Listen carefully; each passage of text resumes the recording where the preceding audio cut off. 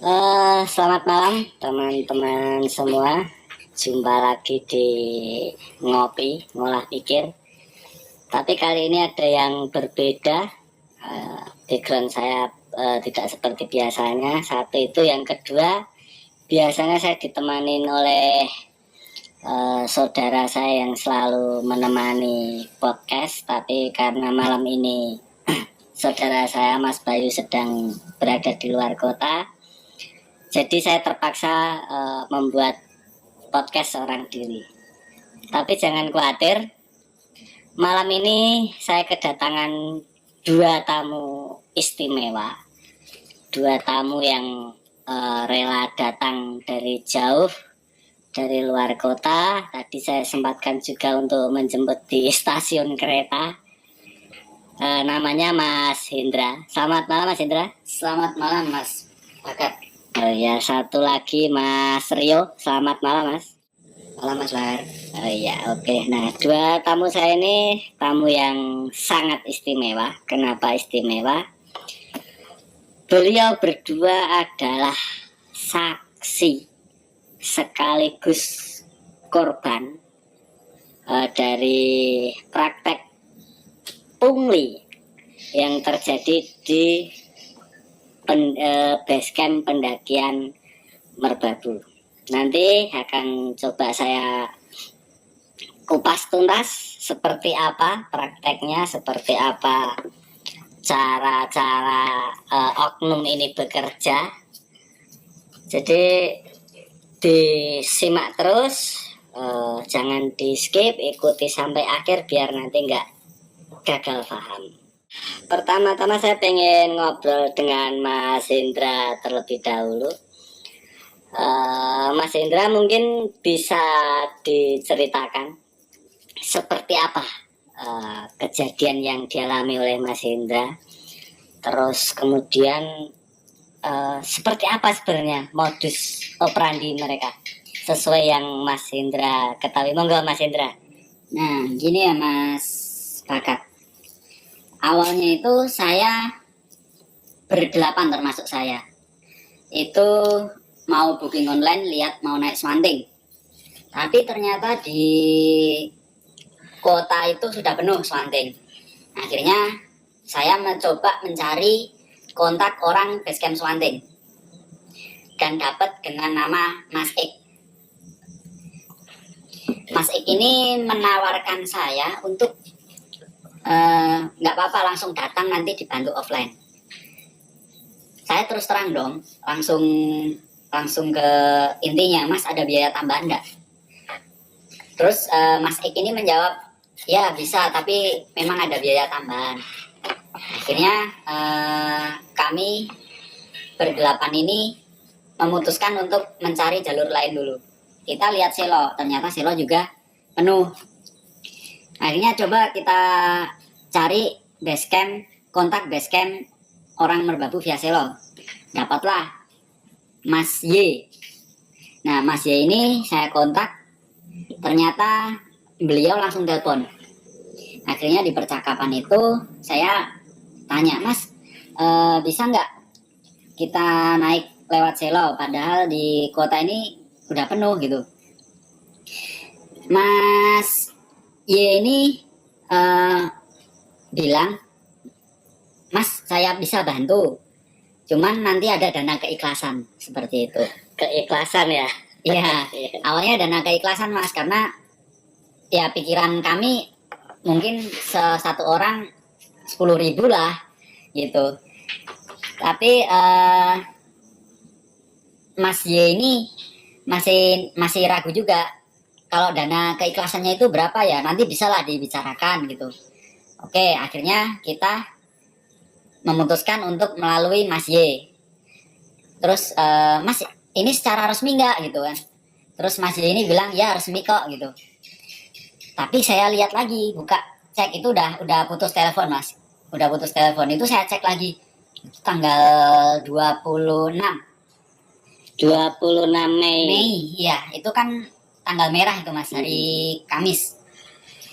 Terus saya bilang ke Mas Y ini, Mas ini tanggal 26 sudah penuh. iya nanti bisa kami bantu kok gitu. Akhirnya kami sempat berchattingan kan. Nah itu adalah buktinya, saya kirimkan ke Mas Bakat. Terus akhirnya dijelaskanlah tentang peraturannya itu by teks, tapi dijelaskan tentang peraturannya. Setelah berchatting akhirnya saya bisa naik, tapi dengan syarat tertentu tadi, dengan adanya dana keikhlasan. Tapi kami masih belum mikir jauh lah, namanya keikhlasan ya. Jadi kita belum tahu nominalnya. Terus pagi harinya saya dikonfirmasi oleh Mas Y ini, Mas ini bookingan jenengan. Loh, kok bisa dapat bookingan? Tapi di kuota tadi saya lihat penuh gitu kan. Terus saya juga penasaran, tapi karena kita sudah mendapatkan bookingan resmi, ya udahlah, kita positive thinking kan. Dari kota B ini saya berangkat menuju ke Selo. Ya, menuju ke Selo, terus bertemulah dengan Mas Y untuk konfirmasi. Tapi ternyata ketika sampai di base camp itu kita ditarik 70.000 per orang. Per orang. Dari yang seharusnya kalau nggak salah cuman 21 ribuan ya, kalau nggak salah. Saya kurang tahu ya Mas, saya kurang tahu. Tapi saya lihat di tiket Taman Nasional itu cuma 16.000. Sama waktu di desa, masuk ke desa itu saya ditarik lagi 5.000. Waktu di desa ditarik 5.000. Terus untuk parkir 5.000. Terus simaksi yang sesuai dengan tiket itu 16.000.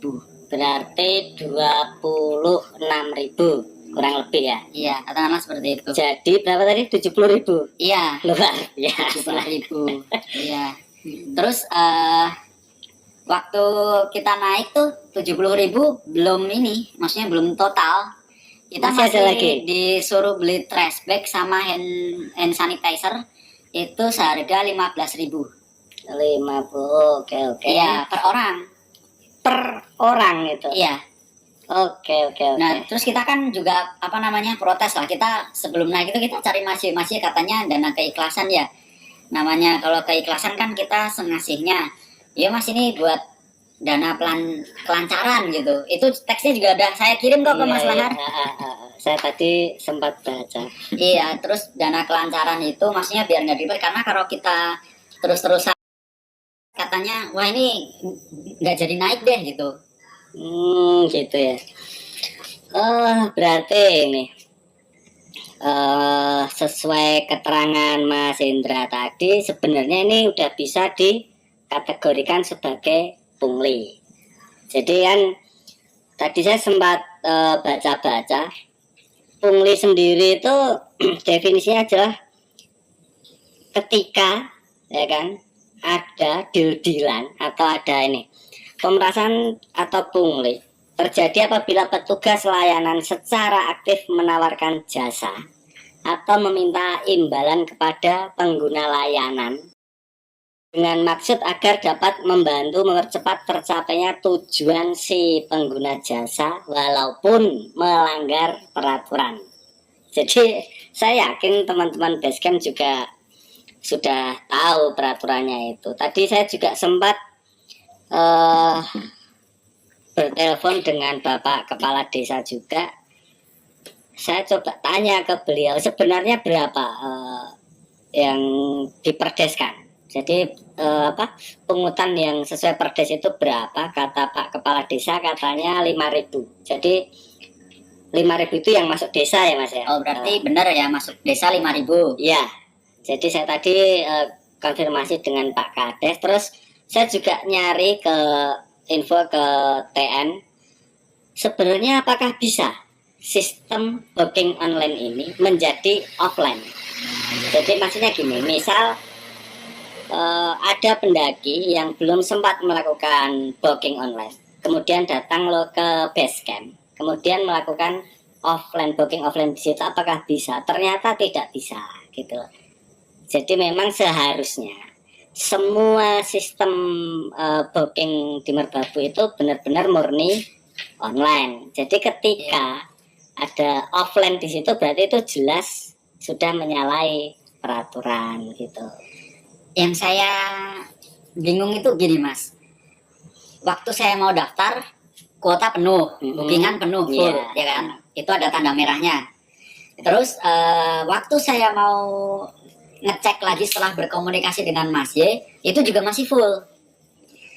Tapi pagi harinya ketika saya diberikan kode booking, itu kenapa bisa dapet gitu loh?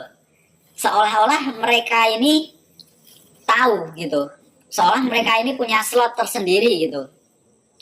Ya itu yang saya pertanyakan Mas. Terus kan saya juga nanya ke pendaki lain, ternyata juga cara kerjanya sama. Gitu ya.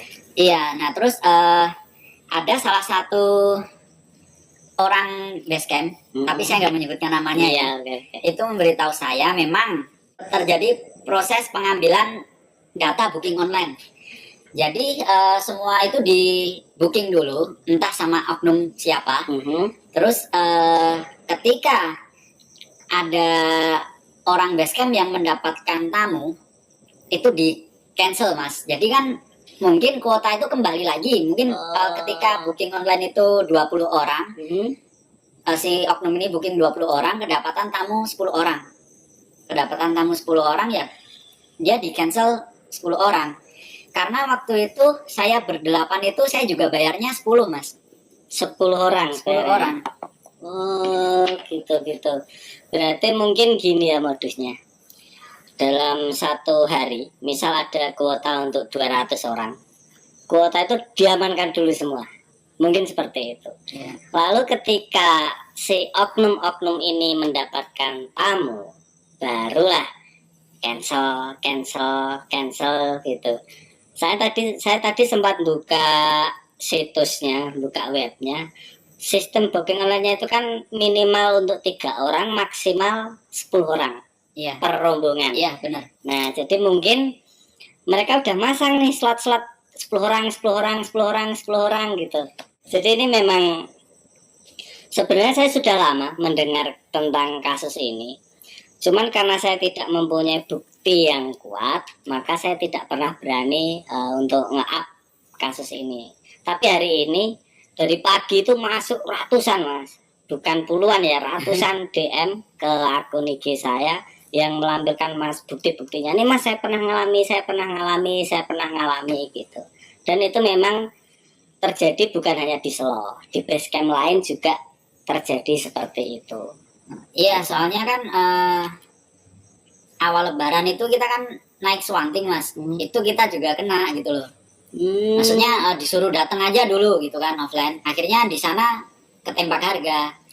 Ya kan kita jauh-jauh dari kota B, udah nyampe di basecamp swanting, masa mau pulang kan.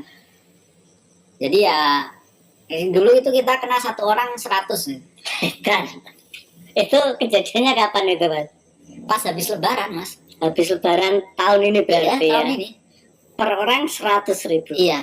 Wah luar biasa. Dan itu kan kuota nggak tahu ya, kayaknya 200 atau apa ya, itu yang naik itu di atas itu udah kayak mungkin 1.000 kali Mas.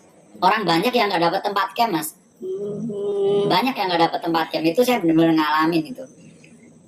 Jadi ada yang unik hari ini. Hari udah masuk hari Rabu ini berarti ya? Iya. Hari Rabu jam 00.03. Saya coba cek ini situs booking online-nya. Tadi siang di bulan Juni, di hari Sabtu, hari Minggu bulan Juni, bahkan sampai ke Juli ini hampir merah semua, penuh semua. Jadi kuota booking online-nya itu kosong semua tadi. Tapi sekarang ini unik ini, tiba-tiba kuota itu menjadi sisa 60 orang, menjadi sisa 56 orang, ada yang sisa 70 orang. Jadi mungkin ini oknum-oknumnya sudah mulai jerah mungkin. Cuman ini tetap harus kita sikapi bersama.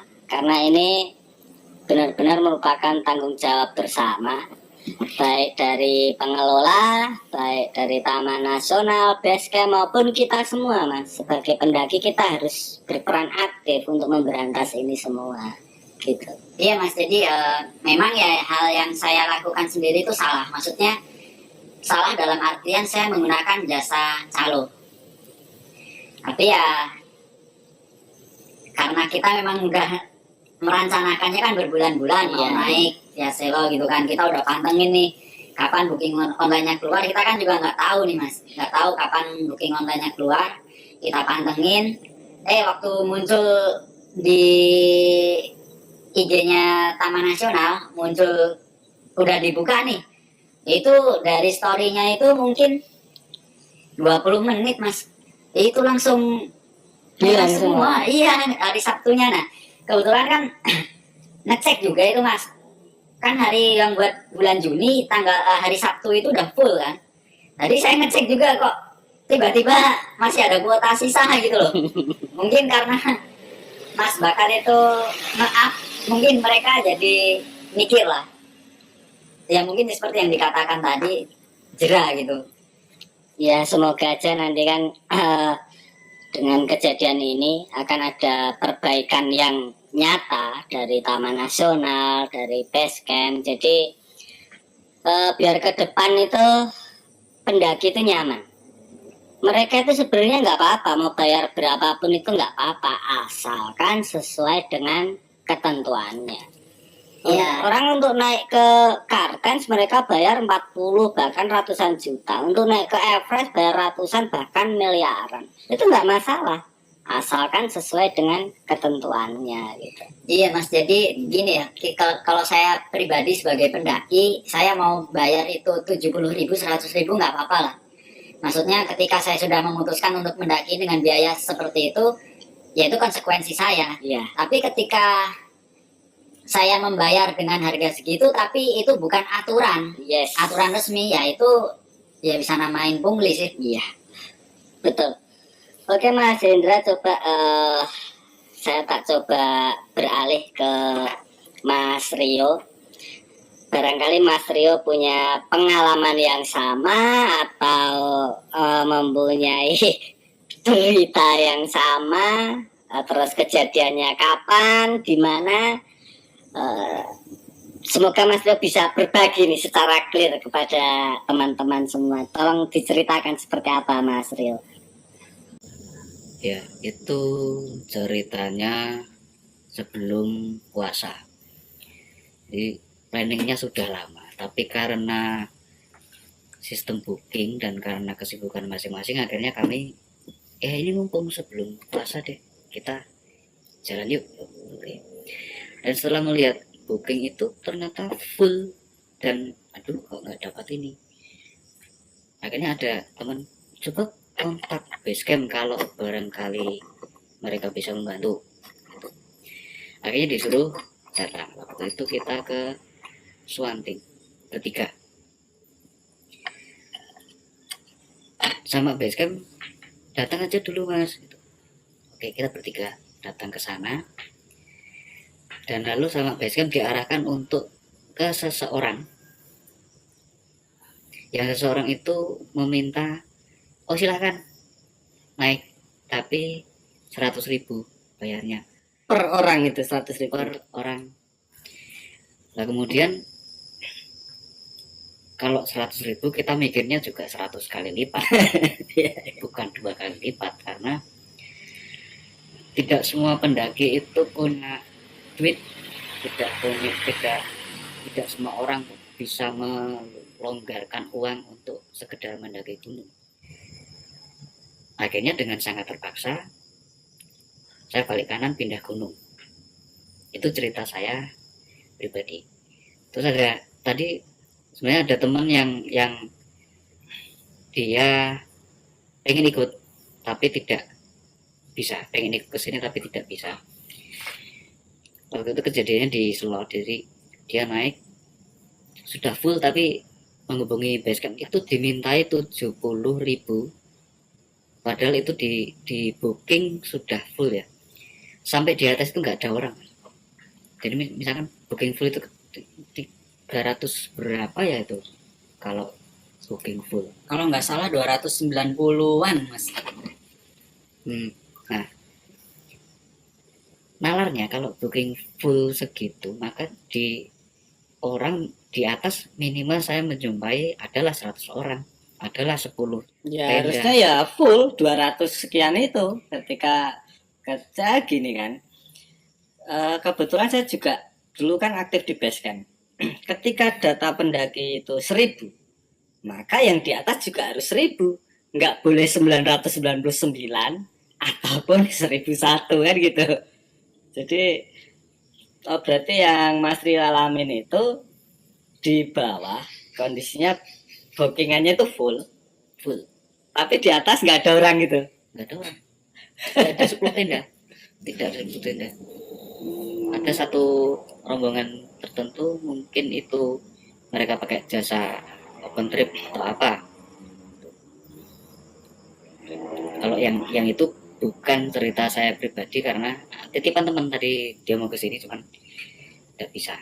Kalau pengalaman saya pribadi yang di Suwanting itu akhirnya saya balik kanan karena faktor tidak bisa membayar sesuai dengan apa yang mereka minta. Gitu. Ya, tadi saya juga sempat mendapatkan DM banyak sekali. Memang porsinya ini mohon maaf saya sebutkan nama basecampnya lebih banyak yang Basecamp Suwanting ya daripada Basecamp Selo sendiri. Jadi salah satu DM ini mengatakan yang kurang lebihnya sama dengan kesaksian Mas Rio. Jadi orang ini sampai Basecamp, ini rombongan 15 orang ya. Ini sampai Basecamp, mereka sampai Basecamp, mereka cek kuota booking online. Ternyata penuh, kemudian mereka menghubungi salah satu oknum di Basecamp Suwanting, menanyakan apakah bisa dibantu. Bahasanya sama ternyata, apakah bisa dibantu untuk naik ke Merbabu via Suwanting karena kuotanya sudah habis. Dan ini jawabannya ini di capture sama saya ini. Jawabannya silahkan datang aja. Nanti kita bantu, tapi ada biaya tambahan. Terus ditanyakan berapa mas biaya tambahannya. Dia jawab biaya tambahannya nanti jadi 70.000 per orang gitu. Lalu orang ini juga cerita lagi, kata orang dalam DM ini,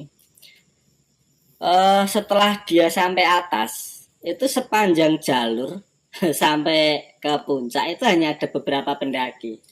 Jadi logikanya ketika bookingan full, ya itu tadi harusnya kan misal 200 kuotanya di atas ya harus ada 200. Kalau ada 199 yang satu kemana kan gitu. Itu menjadi pekerjaan tim SAR nanti ketika cuman 199. Tapi ketika menjadi 201, lah yang satu ini siapa kan gitu. Itu juga akan menjadi pekerjaan lagi. Nah ketika rombongan ini naik ternyata di atas itu sedikit sekali, nggak ada 20 orang katanya. Terus ada lagi cerita di Merbabu ini, di DM juga, ada capturannya juga, ada nama oknumnya juga. Dia menceritakan bahwa mirip-mirip kejadiannya, kuota full, mereka naik, di atas nggak ada orang, dan ketika turun, ketika mau ngambil KTP ini tidak berada di kantor resort, melainkan berada di rumah warga, dititipkan gitu. Jadi banyak sekali memang kejadian-kejadian yang aneh menurut saya dari kasus-kasus pendakian di Merbabu ini. Kembali ke Mas Hendra, mungkin ada lagi nih yang belum diceritakan atau apa, dan saya yakin Mas Hendra bisa mempertanggungjawabkan semua ini kan. Bisa mas, saya kan ini ada bukti screenshot mas. Jadi Oke. ketika nanti itu buat ini sih buat jaga-jaga sih kemarin. Maksudnya kalau semisal saya naik dan itu ternyata ilegal, saya masih punya bukti untuk mempertahankan pendapat saya. Dan ini saya coba bacakan sedikit teks dari Mas Y ini ya. Iya. Saya mengonfirmasi lagi nih by chatting. Saya lihat tanggal 26 sudah penuh. Ini beneran bisa kan ya Pak? Mohon maaf sebelumnya. Resmi kan ya Pak? Takutnya seperti di Swanting. Dulu kita kena biaya tambahan. Lalu Mas Y ini bilang, bisa Mas, tapi untuk teman saya yang punya slot, ntar kamu kasih uang keikhlasan Mas. Gitu gimana? Berapa ya Pak kira-kira? Dia langsung ngejawabnya nggak pakai nominal gitu. Datanya kamu kirim secepatnya ya Mas, saya tunggu. Siapa ini saya kirim ke teman-teman biar secepatnya juga didaftarin teman saya. Maksudnya saya bingung di sini nih dari kata-katanya. Bisa Mas, tapi untuk teman saya yang punya slot. Nah, Yes, dari situ saya udah nangkap. teman saya yang punya slot ini, oh, dia ini maksudnya punya slot kuota yang penuh, yang udah penuh. Apakah dia punya slot kuota maksudnya buat warga lokal atau gimana, saya nggak tahu ya Mas. Tapi kalau saya tanya di ini kan di kantor resort itu kan ada ini ya Mas, apa namanya, banner pengaduan. Ya. Itu ada nomornya itu, Mm-mm. ada nomor teleponnya. Itu saya tanyakan apakah ada kuota untuk warga lokal. Si Pak siapa saya nggak tahu karena itu tempat pengaduan itu saya tanya, ini memang adakah untuk slot warga lokal? Oh nggak ada Mas, semua slot sudah tertera di web booking online gitu. Gitu. Terus ini kebetulan ada temen yang nitip ini Mas, Mm-mm. nitip untuk dibacakan juga ceritanya. Oke. Jadi gini, teman saya ini kan udah booking jauh-jauh hari, tapi ya dengan lewat jalur lain. Maksudnya jalur lain itu via Selo tapi jalur orang dalam katanya. Ya itu emang ini apa namanya, dia pendakian bersama Serkos. Terus dia itu tekor hampir 3 juta Mas. Kok bisa Mas? Nah ini saya nanya kan, itu tekornya dari faktor apa Dek gitu kan, mobil, simaksi atau porter? Terus si teman saya ini jawab simaksi sama porter. Pokoknya saya diperes habis-habisan sama pihak sana, mungkin karena kita bawa banyak masa. Ini ada nih chatnya, nanti saya kirim juga kalau Iya, salah. oke. Terus akhirnya yang nalangin siapa Dek? Apa Serkos lagi, 100 orang 100.000 per orang. Nah, dijelaskan di sini, pertama bayar yang masuk kawasan 5.000 per orang, itu kan dari desa tadi ya, udah resmi. Terus parkir mobil 20.000. Belum kalau mau naik harus sewa porter 800.000. Per rombongan atau gimana itu? Saya kurang tahu ya Mas. Pokoknya harga sewa porter itu untuk 2 hari 1 malam itu 800.000. Terus simaksinya minta harga lebih gara-gara kemarin yang kita udah full, tapi kan padahal kita udah booking dari sebelum-sebelumnya. Terus pas mau naik diminta lagi buat stranger 15.000 per orang. Terus ada lagi diminta katanya buat pelancar aja biar gak dipersulit. Kita udah mau nolak semuanya, tapi tetap aja ancamannya nggak bisa naik. Ini bener ya, saya bisa bertanggung jawabkan dari teks teman saya, nanti saya kirimkin ke Mas Lahar. Maksudnya biar nggak jadi ketika saya ngomong saya ada bukti lah gitu. Oke. Ini tetap titipan dari teman saya. Kan saya waktu mau perjalanan ke sini ini, saya cerita saya mau diundang nih, saya di DM sama Mas Lahar. Katanya mau diajak ke Solo, mana nih Mas? Boyolali. Mau diajak ke Boyolali untuk ya jadi saksi lah gitu. Oke. Jadi apa ya? Ini kan kalau menurut saya ya, bahwa mungkin ini pihak kepolisian lebih tahu lah ini ranahnya apakah sudah masuk ke pungli atau belum. Tapi kalau menurut saya ini jelas ini sudah masuk ke kategori pungli. Sedangkan pungli sendiri termasuk dalam tindak pidana yang bisa dijerat dengan pasal 368 ayat 1 KUHP jika yang melakukannya adalah sipir.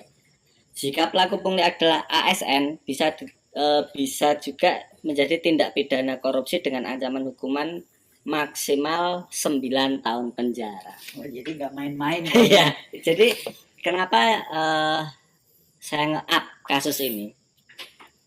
Karena ini nggak main-main, ancaman hukumannya nggak main-main.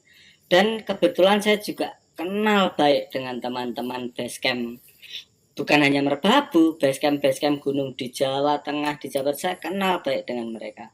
Saya sayang sekali dengan mereka. Saya sengaja up kasus ini agar menjadi sebuah efek jera buat teman-teman basecamp dan berharap mereka akan memperbaiki.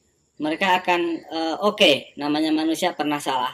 Mereka akan memperbaiki semua kesalahan ini ke depan. Saya berharap pengelolaan akan menjadi lebih baik. Jadi yang saya kejar bukan ingin memidanakan teman-teman basecamp, enggak.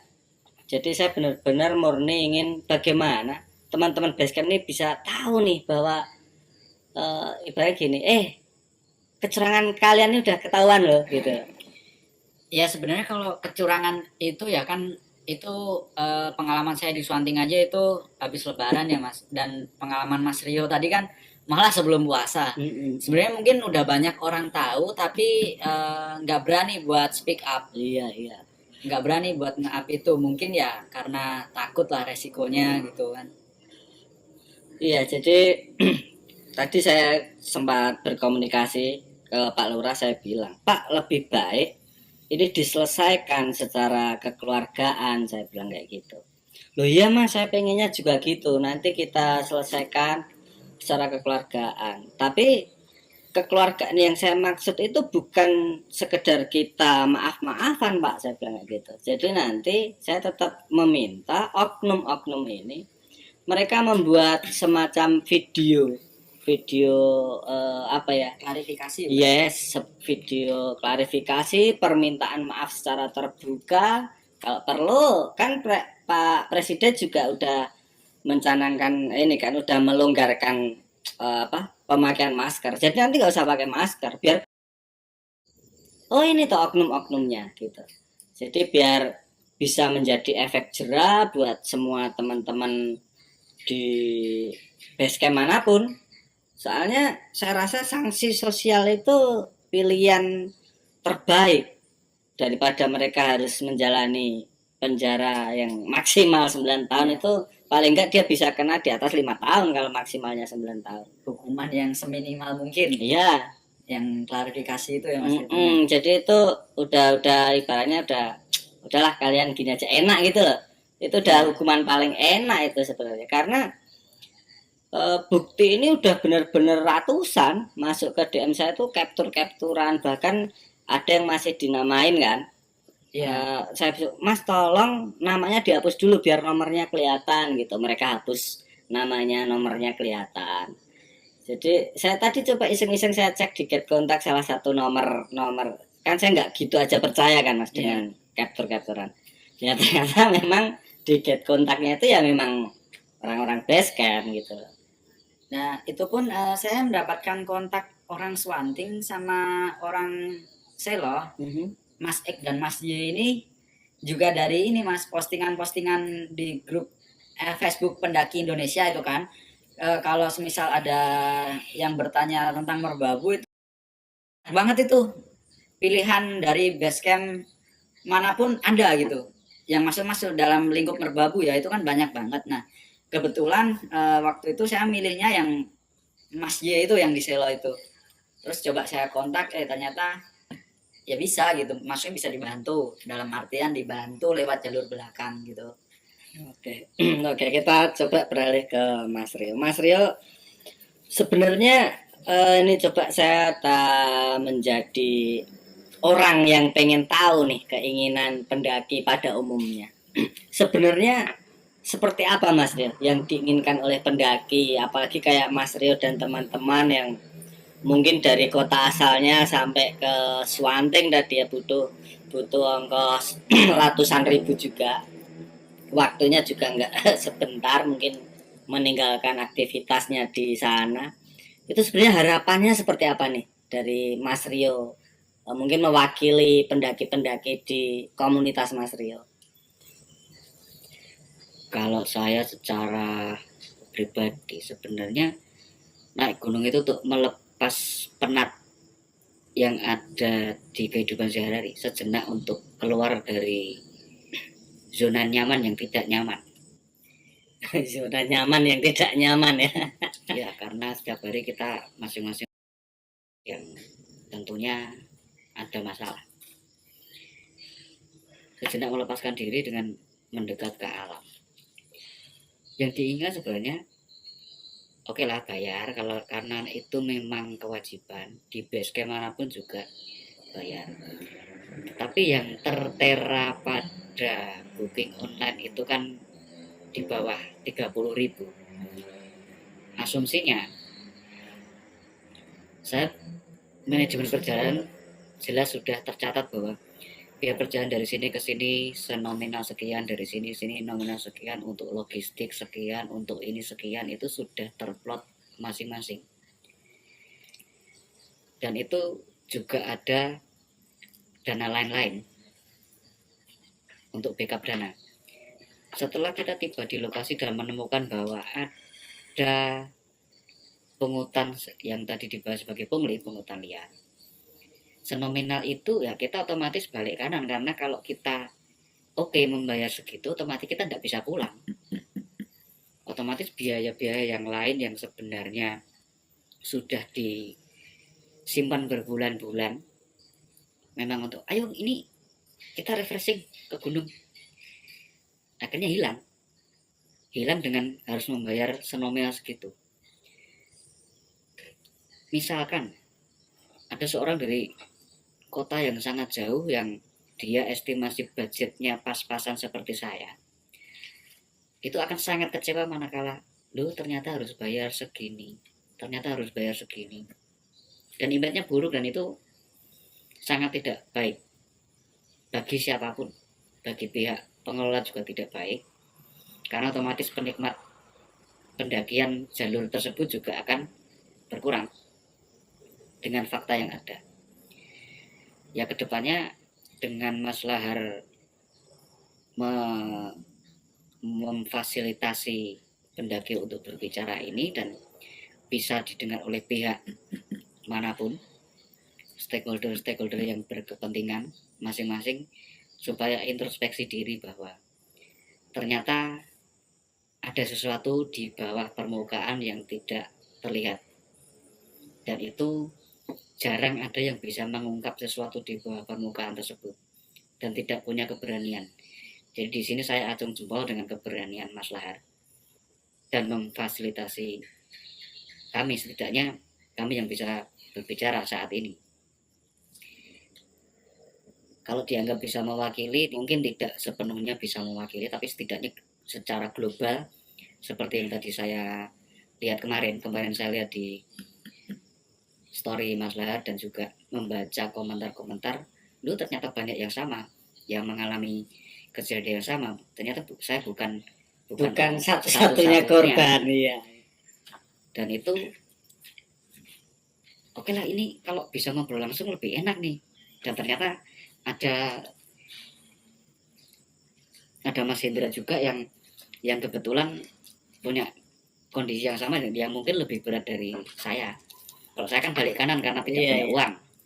Kalau Mas Indra kan memang dia membayar untuk itu gitu kan. Jadi perbedaannya di situ. Saya balik kanan dan memilih untuk tidak menggunakan jasa main belakang itu tadi. Karena mungkin gini ya, Mas Indra juga udah jauh-jauh juga datang, mungkin kan gitu. Sudah datang terus kemudian nggak jadi, kemudian harus pindah ke base camp lain, akhirnya kayak ya udahlah bayar aja mungkin gitu. Ya itu kan sebenarnya karena ini Mas, saya terpancing dengan yang namanya tadi kan udah disebutkan dana keikhlasan ya. Iya. Kalau dana keikhlasan itu kan maksud pikiran saya itu begini, kalau dana keikhlasan itu mungkin itu untuk jasa ngetik lah, katakanlah 10.000 per orang, kalau kita berdelapan 80.000, itu menurut saya juga udah cukup sih kalau emang ikhlas gitu. Ternyata di belakangnya itu ada biaya tambahan karena kita udah jauh-jauh dari kota B, terus mau naik nggak bisa, ya mau gimana, masa kita harus pindah ke gunung lain, otomatis kita juga perlu transport. Jika dihitung itu malah lebih membengkak. Ya mau nggak mau. Oke. Eh, jadi kesimpulannya gini teman-teman. Sebentar Mas. Hah? Masih ada? Sebelum kesimpulan, saya penasaran itu yang dirokok Mas bakar tadi apa sih itu? Nah, ini iklan ini. Nah, ini Serutu. Kebetulan saya itu ada teman-teman yang membuat serutu.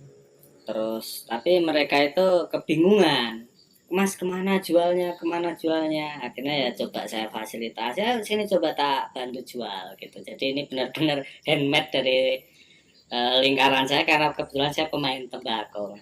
Oh itu berarti tembakaunya itu tembakau lokal asli? Iya. Dari mana itu tembakaunya Mas? Ini mix, jadi ada Boyolali, ada Jawa Timur, memang dari berbagai wilayah. Lumayan ini rasanya. Kalau harganya Mas? Murah pokoknya, nanti bisa lah langsung. Oh bisa, kalau pesan sama Mas? Bisa, lewat IG bisa ya? Bisa nanti. Boleh saya coba Mas? Oh, mari nih, coba nih. Jadi kesimpulan saya gini, dari berbagai sumber yang terpercaya, ini ya, ternyata memang tidak ada sistem offline. Jadi tidak ada pendaftaran sistem offline dengan alasan apapun. Artinya ketika slot itu hanya tersedia 200 untuk 200 orang dan itu penuh, mau bayar uang keikhlasan berapapun juga seharusnya tidak bisa dilakukan ketika itu langsung di basecamp. Jadi ketika ada teman-teman dari pendaki, teman-teman yang ingin naik ke Merbabu, kemudian diminta untuk nanti registrasi di basecamp aja, udah bisa dipastikan itu adalah penyalahgunaan aturan. Gitu, semoga video ini bisa ditonton oleh pihak-pihak terkait, semoga juga akan ditindaklanjuti. Nanti kita tunggu mungkin 1-2 hari ke depan. Jika tidak ada tindak lanjut, kita harus bareng-bareng. Kita sesama teman-teman pendaki harus kompak. Kita sepakat, kita up bersama, kita viralkan terus, kita angkat terus ini. Terima kasih Mas Indra, terima kasih Mas Rio udah jauh-jauh datang, menyempatkan waktunya. Nanti bisa nginep di sini dulu, mau sehari mau 2 hari juga boleh, baru besok kalau mau kembali lagi saya antarkan lagi gitu. Sekian teman-teman, semoga obrolan kami ini bermanfaat, dan jika ada teman-teman yang mengalami kejadian yang sama, mengalami hal yang sama di basecamp manapun di Gunung Merbabu ya, ini pembahasan kita Merbabu dulu, nanti bisa melampirkan atau bisa memberikan bukti-buktinya lewat DM saya di akun IG saya. Nanti akunnya Lahar Bara namanya, nanti bisa kita komunikasi di sana. Terima kasih, selamat malam.